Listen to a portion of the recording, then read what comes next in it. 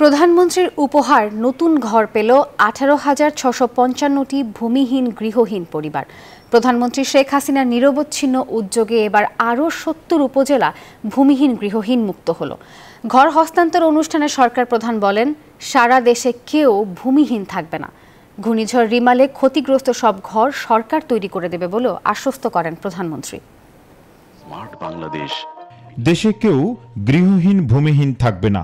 নির্বাচনী ইস্তেহারেও এই অঙ্গীকার ক্ষমতাসীন আওয়ামী লীগের। এরই মধ্যে প্রায় ৬ লাখ পরিবার পেয়েছেন প্রধানমন্ত্রীর উপহারের নতুন ঘর। তারই ধারাবাহিকতায় এবার 18,500 পরিবারকে জমিসহ নতুন ঘর বুঝিয়ে দিলেন প্রধানমন্ত্রী।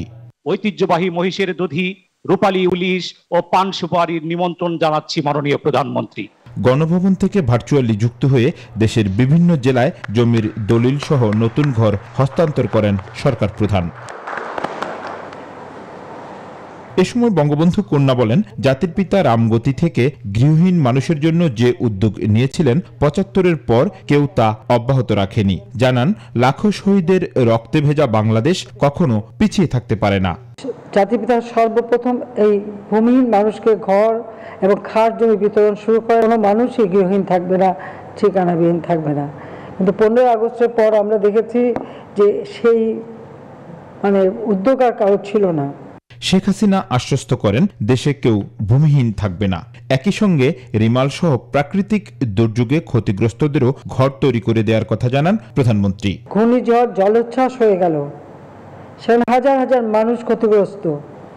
ইতিমধ্যেই আমরা কিন্তু তালিকা করেছি কোন কোন এলাকায় কতগুলি ঘর সম্পূর্ণভাবে বিধ্বস্ত হয়েছে, কতগুলি আংশিক বিধ্বস্ত হয়েছে। যেগুলি সম্পূর্ণ ক্ষতিগ্রস্ত তাদেরকে আমরা ঘর তৈরি করে দেব। আংশিক ক্ষতিগ্রস্ত তাদের জন্য আমরা ঘর নির্মাণ উপকরণ দিয়ে সহায়তা করব।